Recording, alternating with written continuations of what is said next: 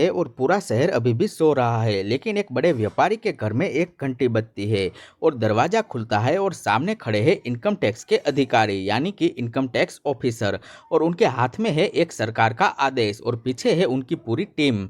तो अगले 12 से 48 घंटे उस व्यापारी की पूरी जिंदगी बदल जाती है। ये कोई फिल्म का किस्सा नहीं है, बल्कि ये है टैक्स की रेड, जिसे सरकारी भाषा में कहते हैं सर्च एंड सीजर ऑपरेशन। तो जानेंगे कि टैक्स रेड कैसे होती है, इसकी पूरी जानकारी हिंदी में। आज इस पूरे प्रोसेस को इतने सरल तरीके से मैं आपको समझाऊंगा कि 8वीं क्लास का बच्चा भी आसानी से समझ सके। तो टैक्स रेड क्या होती है, कैसे होती है, अधिकारी क्या क्या करते हैं और इसमें आपके अधिकार क्या होते हैं, इन सभी चीज़ों के बारे में बेसिक से लेके एडवांस तक हम बात करेंगे। और सबसे ज़रूरी बात कि इससे कैसे बचना चाहिए। तो ये सब जानने के लिए बने रहिए और पूरा वीडियो जरूर देखिए। पूरी जानकारी एक ही वीडियो में आपको मिल जाएगी। तो सबसे पहले हम शुरू करते हैं और जानते हैं कि टैक्स रेड क्या होती है। तो जब भी कोई व्यक्ति, कोई कंपनी या फिर कोई व्यापारी अपनी असली कमाई छुपाता है सरकार से और सरकार को सही से उस पर टैक्स नहीं देता है, तो इनकम टैक्स डिपार्टमेंट को संदेह होता है। और जब ये संदेह बहुत ही मजबूत हो जाता है और विभाग को लगता है कि अगर नोटिस भेजा तो व्यक्ति सबूत नष्ट कर देगा, तब वो करता क्या है कि सर्च एंड सीजर ऑपरेशन लागू करता है। और यही कहलाता है टैक्स की रेड होना। तो टैक्स रेड का कानूनी आधार क्या है, इसको जान लेते हैं। तो ये पूरी तरह की कानूनी प्रक्रिया है। इसका आधार है इनकम टैक्स एक्ट 1961 की धारा सेक्शन 132। इस सेक्शन के अंतर्गत इनकम टैक्स विभाग के प्रिंसिपल डायरेक्टर या फिर डायरेक्टर या कमिश्नर या प्रिंसिपल कमिश्नर, इनमें से कोई भी एक अधिकारी एक वारंट ऑथराइज करता है और इस वारंट के आधार पर ही रेड होती है। मतलब कि ये पुलिस का काम नहीं होता है, ये एक इनकम टैक्स डिपार्टमेंट का अपना कानूनी अधिकार होता है। तो अब जानेंगे कि टैक्स रेड और नॉर्मल टैक्स नोटिस में क्या फ़र्क होता है। बहुत से लोग टैक्स रेड और टैक्स नोटिस को एक ही समझ लेते हैं, लेकिन ये दोनों बिल्कुल अलग अलग होती है। टैक्स नोटिस का मतलब है कि ये एक चिट्ठी होती है जो आपको डाक से या फिर ईमेल में आती है। इसमें आपसे कुछ जानकारी या दस्तावेज मांगे जाते हैं, आपके पास जवाब देने का समय भी होता है। जबकि टैक्स रेड में ये बिना किसी पूर्व सूचना के ही हो जाती है। सुबह सुबह या कभी भी अधिकारी आपके घर, आपके दफ्तर या फिर गोदाम में कहीं भी पहुंच सकते हैं। आपको पहले से कोई भी जानकारी नहीं दी जाती है और यही इसकी सबसे बड़ी विशेषता है टैक्स रेड की। तो अब जानते हैं कि टैक्स रेड क्यों होती है। तो टैक्स एविजन का मतलब होता है कि जानबूझकर सरकार को कम टैक्स देना या फिर बिल्कुल भी ना देना। मान लीजिए कि रमेश जी एक बड़े व्यापारी है और उनकी असली कमाई है 5 करोड़ रुपए सालाना, लेकिन वो इनकम टैक्स को बताते हैं कि सिर्फ वो 50 लाख रुपए ही कमाते हैं। बाकी पैसे वो लोग नकद यानी कि कैश में रखते हैं या फिर किसी और के नाम पे जमा कराते हैं। यही कहलाता है टैक्स एविजन और टैक्स रेड इसी को पकड़ने के लिए की जाती है। तो अब आप समझ गए होंगे कि टैक्स रेड क्यों होती है। अब हम जानेंगे कि टैक्स रेड के मुख्य कारण क्या है और इन सभी को एक एक करके समझेंगे। तो कारण नंबर 1 है इन्फॉर्मर यानी कि मुखबिर की जानकारी। यह सबसे बड़ा कारण है। कोई भी व्यक्ति, चाहे वो आपका पड़ोसी हो, आपका कर्मचारी हो या आपका प्रतिस्पर्धी ही क्यों ना हो, इनकम टैक्स विभाग को सीक्रेट में जानकारी दे सकता है। उदाहरण के तौर पर अगर फलों का व्यापारी रोज लाखों का कैश डील करता है लेकिन टैक्स नहीं भरता है, तो इनकम टैक्स डिपार्टमेंट में एक पूरा इन्फॉर्मर नेटवर्क होता है और अगर उनकी दी हुई जानकारी से रेड में कुछ मिलता है तो उस इन्फॉर्मर को सरकार की तरफ से इनाम भी मिलता है और ये इनाम बरामद रकम का एक निश्चित प्रतिशत होता है। कारण 2 है कि इंटेलिजेंस इंफॉर्मेशन यानी कि सरकारी जासूसी। तो इनकम टैक्स डिपार्टमेंट की अपनी एक इंटेलिजेंस विंग होती है। यह विभिन्न सोर्सेज से जानकारी इकट्ठा करती है। जैसे कि बैंक से पता चलता है कि किसी के अकाउंट में अचानक से 10 करोड़ रुपए आ गए, लेकिन उनका इनकम टैक्स रिटर्न दिखता है सिर्फ 20 लाख रुपए की कमाई का। तो ये डिस्क्रिपेंसी जो होती है, मतलब कि अंतर जो होता है, वो रेड फ्लैग बन जाता है इनकम टैक्स डिपार्टमेंट के लिए और विभाग इसमें इन्वेस्टिगेशन शुरू कर देता है। और तीसरा कारण है टैक्स रेड होने का प्रॉपर्टी रजिस्ट्रेशन और लाइफस्टाइल मिसमैच होना। मान लीजिए कि सुरेश जी एक छोटे से दुकानदार है और उनकी डिक्लेयर्ड इनकम है 3 लाख रुपए सालाना, लेकिन उन्होंने पिछले साल 2 करोड़ रुपए का बंगला खरीदा था, एक महंगी गाड़ी ली थी और विदेश यात्रा भी करके आए हैं। तो सब रजिस्ट्रार का जो ऑफिस होता है, आरटीओ होती है और बैंक से ये जानकारी इनकम टैक्स डिपार्टमेंट को शेयर कर देते हैं। जब भी इनकम और लाइफस्टाइल में इतना बड़ा फर्क दिख जाता है तो रेड होने की संभावना बन जाती है। उसके बाद आता है कारण नंबर 4 यानी कि पुराने टैक्स रिटर्न में गड़बड़ी होना। कभी कभी पुराने टैक्स रिटर्न की सिक्योरिटी भी पकड़ आ जाती है कि किसी ने जानबूझकर गलत जानकारी दे दी है, या किसी केस में जब एक व्यक्ति पर रेड होती है तो उसके डॉक्यूमेंट में दूसरे लोगों के नाम आ जाते हैं, फिर उन लोगों पर भी रेड हो सकती है। इसे कहते हैं लिंकेड रेड। कारण नंबर 5 है कि सर्वे के बाद रेड होना, यानी कि इनकम टैक्स डिपार्टमेंट इसमें पहले कभी कभी एक सर्वे करती है सेक्शन 130A के अंतर्गत। सर्वे में अधिकारी आपके बिजनेस प्रीमिस पर आते हैं और रिकॉर्ड देखते हैं, लेकिन कुछ भी जब्त नहीं करते, और अगर सर्वे में कुछ संदिग्ध मिलता है तो उसके बाद फुल रेड हो सकती है। कारण नंबर 6 है कि डीमोनेटाइजेशन और बिग कैश ट्रांजैक्शन होना, यानी कि 2016 में डीमोनेटाइजेशन के बाद से बड़े कैश ट्रांजैक्शन पर निगरानी बहुत ही बढ़ गई है। अगर कोई एक दिन में 2 लाख से अधिक का कैश के लेन देन करता है या बैंक में बड़ी रकम कैश डिपॉजिट करता है तो बैंक यह जानकारी इनकम टैक्स को दे देता है। इसे कहते हैं एनुअल इन्फॉर्मेशन रिटर्न, यानी कि AIR, या फिर इसे statement of financial transaction SFT भी कहते हैं। अब बात करते हैं कि टैक्स रेट से पहले क्या होता है। तो अब एक बहुत ही ज़रूरी बात को समझते हैं कि टैक्स रेट अचानक नहीं होती है, बल्कि इसके पीछे सालों और महीनों की तैयारी होती है, और ये तैयारी बिल्कुल ही सीक्रेटली होती है। इनकम टैक्स डिपार्टमेंट के ऑफिसर को ही पता होता है। स्टेप 1 आता है इसमें कि इंटेलिजेंस गैदरिंग करना, यानी कि जानकारी इकट्ठा करना। तो सबसे पहले इनकम टैक्स की इन्वेस्टिगेशन विंग हर तरफ से जानकारी इकट्ठा करती है। इसमें शामिल होता है इन्फॉर्मर की टिप, बैंक की रिपोर्ट, प्रॉपर्टी रजिस्ट्रेशन के रिकॉर्ड, कंपनी का रजिस्ट्रेशन का रिकॉर्ड, और सोशल मीडिया और न्यूज़ में जो दिखता है वो। साथ ही पुराने टैक्स रिकॉर्ड भी चेक करती है, और दूसरी रेड में मिले डॉक्यूमेंट, ये सब जानकारी एक फाइल में कंपाइल होती है। और उसके बाद स्टेप 2 आता है प्रीलिम इंक्वायरी, यानी कि प्रारंभिक जांच। इंटेलिजेंस के बाद एक प्रीलिम इंक्वायरी होती है। इसमें ऑफिसर फील्ड में जाकर गुप्त रूप से जानकारी वेरीफाई करते हैं, जैसे कि किसी व्यापारी का बिजनेस कैसा चल रहा है, उनका रहन सहन कैसा है, किन लोगों के साथ उनके ज़्यादा संबंध है, और ये सब बिल्कुल ही सीक्रेटली होता है। कभी कभी ये प्रोसेस कई महीनों तक भी चलती है। उसके बाद 3 आता है वारंट ऑफ ऑथराइजेशन, यानी कि वारंट बनाना। तो जब भी विभाग को पूरा विश्वास हो जाता है कि इसमें टैक्स एविजन हुई है, तब एक सीनियर ऑफिसर जो कि principal director of income tax investigation या उनके समक्ष कोई अधिकारी एक वारंट ऑफ ऑथराइजेशन जारी कर देता है। यह वारंट सेक्शन 132 के अंतर्गत जारी किया जाता है। इसमें लिखा होता है कि किस व्यक्ति या कंपनी पर रेड करनी है, किस किस जगह पे रेड करनी है, और किस किस अधिकारी को रेड करने का अधिकार देना है। यह वारंट बहुत ही गोपनीय होता है और इसकी जानकारी किसी को नहीं होती, यहाँ तक कि जिस पर रेड होनी है उसे भी जानकारी नहीं होती। फिर आता है स्टेप नंबर 4, जिसमें टीम फॉर्मेशन होती है, यानी कि टीम बनती है।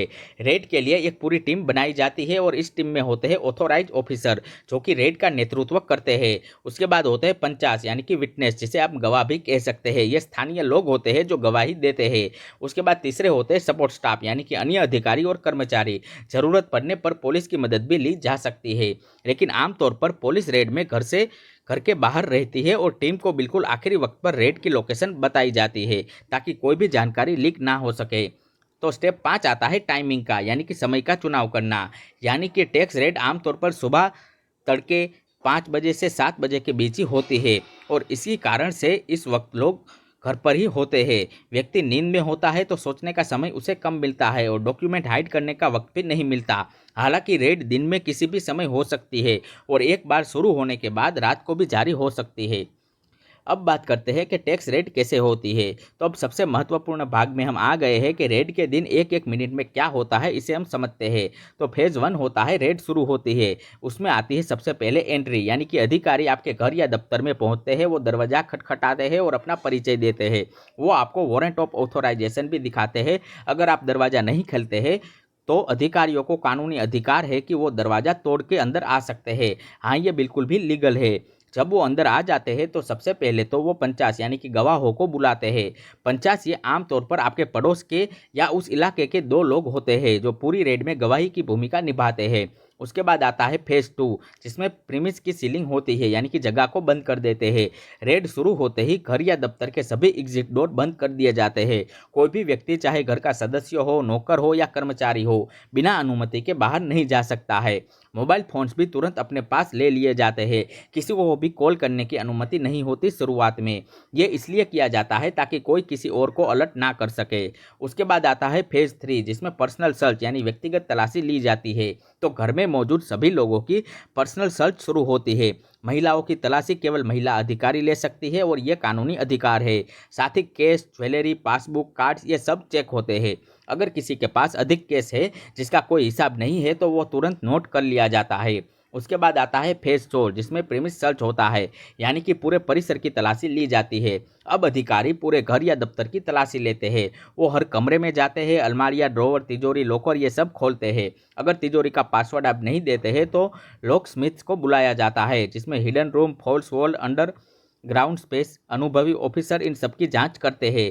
जिसमें क्या क्या देखा जाता है तो केस कितना है, कहाँ रखा है, गोल्ड कितना है, ज्वेलरी कितनी है, डॉक्यूमेंट कैसे है, कंप्यूटर और हार्ड ड्राइव कितनी है, पेन ड्राइव कितनी है, लॉकर की चाबियाँ कितनी है, बैंक लॉकर की चाबियाँ कितनी है, पासबुक और bank statement, property document, foreign currency और डायरीज और नोटबुक इन सब में अक्सर हिसाब किताब लिखा होता है।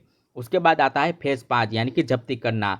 जो भी अनडिस्क्लोज मतलब कि जिसका कोई भी हिसाब नहीं है वो सब जब्त कर लिया जाता है। केस जब्त होती है, ज्वेलरी जब्त होती है, लेकिन सीबीडीटी के गाइडलाइंस के अनुसार कुछ लिमिट तक ज्वेलरी छोड़ी जाती है। डॉक्यूमेंट जब्त होते हैं, डिजिटल सर्विसेज भी जब्त होती है। सब कुछ एक पंचनामे में लिखा जाता है कि क्या क्या जब्त किया गया। और पंचनामा ये एक ऑफिशियल डॉक्यूमेंट होता है जिसमें रेड में मिली हर चीज़ का विवरण होता है। इस पर पंचायत के सिग्नेचर लिए जाते हैं, यानी कि गवाहों के सिग्नेचर लिए जाते हैं। उसके बाद आता है स्टेटमेंट यानी कि बयान लेना। रेड के दौरान या बाद में घर या दफ्तर में मौजूद लोगों के स्टेटमेंट लिए जाते हैं। अधिकारी उनसे क्वेश्चन पूछते हैं, जैसे कि यहाँ केस कहाँ से आई, ये ज्वेलरी किसने दी, ये प्रॉपर्टी कब और कैसे खरीदी, इन डॉक्यूमेंट का क्या मतलब है। ये स्टेटमेंट सेक्शन 131 के अंतर्गत लिए जाते हैं। इन स्टेटमेंट का बाद में कोर्ट में इस्तेमाल किया जा सकता है। बहुत ज़रूरी बात यह है कि आप यहाँ पे झूठ मत बोलिए, क्योंकि जो आपने अभी कहा वो डॉक्यूमेंट जो उन्हें मिले हैं उनसे मैच नहीं होता तो ये गड़बड़ी और मुसीबत की बात हो जाती है। इसलिए सही जानकारी देना पसंद करें। उसके बाद आता है फेज 7 जिसमें रेड कितने समय तक चलती है वो लिखा जाता है। ये सवाल हर किसी के मन में आता है कि एक सामान्य रेड 24 से 48 घंटे तक चल सकती है। बड़े और जटिल केसेस में ये 3 से 5 दिन भी चल सकती है। तो कानून कहता है कि रेड रीजनेबल टाइम में पूरी होनी चाहिए, लेकिन ये समय ऑफिशियली डिफाइन नहीं किया गया।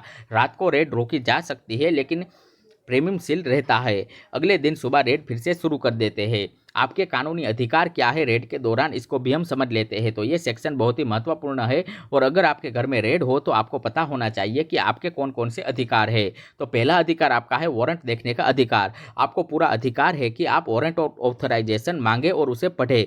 अधिकारी आपको वारंट दिखाने से मना नहीं कर सकते। वारंट में लिखी जगह के अलावा अधिकारी कहीं और सर्च नहीं कर सकते। अधिकार नंबर 2 है कि लॉयर बुलाने का अधिकार। आप अपने वकील को बुला सकते हैं, लेकिन वकील के आने तक रेड रुकेगी नहीं और रेड के अंदर वकील हर जगह साथ नहीं रह सकता। फिर भी वकील को जल्द से जल्द इन्फॉर्म करें, वो आपको गाइड करेंगे कि स्टेटमेंट में क्या कहना है। अधिकार नंबर 3 है पंचनामे की कॉपी लेने का अधिकार, यानी कि रेड के अंत में जो भी पंचनामा बनता है उसकी एक कॉपी आपको मिलने का अधिकार होता है। ये कॉपी मांगिए और ये बहुत ही जरूरी है। अधिकार नंबर 4 है कि जरूरी चीज़ें का लेने का अधिकार। आप अधिकारी से कह सकते हैं कि बच्चों की ज़रूरत का सामान, दवाई या खाने पीने की व्यवस्था कर दे। अधिकारी इसमें सहयोग करने के लिए बाध्य होता है।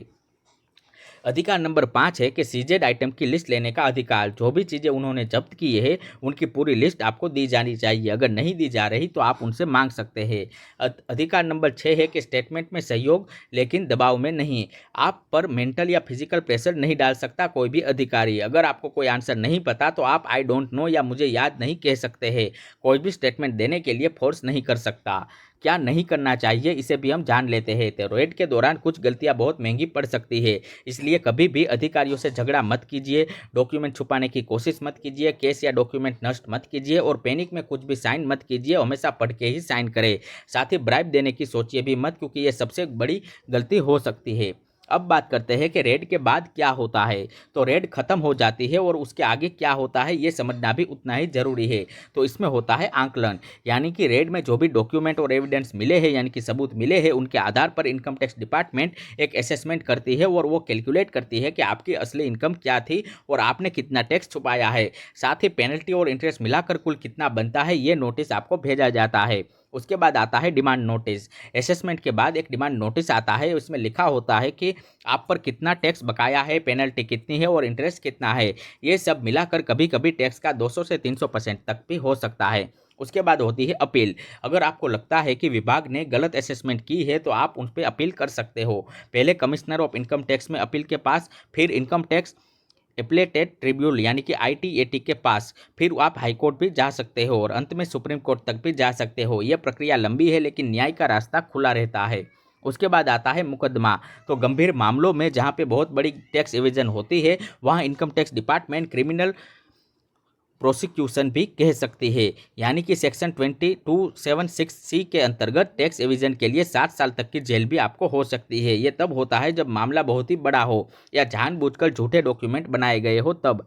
अब बात करते हैं कि टैक्स रेट से कैसे बचे। तो सीधा और सरल जवाब ये है कि अपनी पूरी इनकम अच्छे से डिक्लेयर करें, सही तरीके से टैक्स भरें। और ये इतना सिंपल है लेकिन कुछ भी प्रैक्टिकल टिप्स भी है जिसमें एक्यूरेट इनकम अपना दे और टैक्स रिटर्न उसी हिसाब से भरे। साथ ही करेंट कैश ट्रांजैक्शन से बचे, जरूरत पड़ने पर NEFT, RTGS या UPI का इस्तेमाल करें और 2 लाख से ज़्यादा का पेमेंट कैश में ना करें। और पान कार्ड देने की लिमिट है और ये रिकॉर्ड हमेशा रहता है क्योंकि आपका पान कार्ड बैंक के साथ लिंक होता है। साथ ही डॉक्यूमेंट सही रखें और हर बड़ी परचेस का डॉक्यूमेंट यानी कि बिल रखें। और CA यानी कि चार्टेड अकाउंटेंट की मदद ले। एक अच्छे CA की मदद ले, वो आपको लीगल टैक्स प्लानिंग में मदद करेंगे। टैक्स सेविंग और टैक्स एविजन में बहुत बड़ा फर्क होता है। तो टैक्स सेविंग लीगल है जबकि टैक्स एविजन करना क्राइम माना जाता है। और घबराइए नहीं और अपने आप से होनेस्ट रहिए। अगर आप होनेस्ट टैक्स पेयर है तो टैक्स रेट का आपसे कोई भी लेना देना नहीं होगा। और अगर रेड हो भी जाती है और आपने कुछ गलत नहीं किया है तो घबराने की कोई भी ज़रूरत नहीं है। शांति से कोऑपरेट करें और अपने CA को जरूर बुलाएं। याद रखें कि टैक्स देना हमारा कर्तव्य है। टैक्स से मिलने वाले पैसे से सही सड़कें, अस्पताल, स्कूल बनते हैं। और एक होनेस्ट टैक्स पेयर होना न सिर्फ कानूनी जिम्मेदारी है बल्कि ये देश के प्रति आपका योगदान भी माना जाता है। अगर ये वीडियो आपको इन्फॉर्मेटिव लगी हो तो इसे लाइक करें, शेयर करें और हमारे चैनल को सब्सक्राइब जरूर करें। साथ ही कमेंट में बताइए क्या आपने कभी टैक्स रेट के बारे में सुना था या नहीं। और अब तक अगर आप हमारे व्हाट्सएप चैनल से नहीं जुड़े थे तो डिस्क्रिप्शन में दिए गए लिंक पर क्लिक करके हमारे व्हाट्सएप चैनल से जरूर जुड़ जाइए।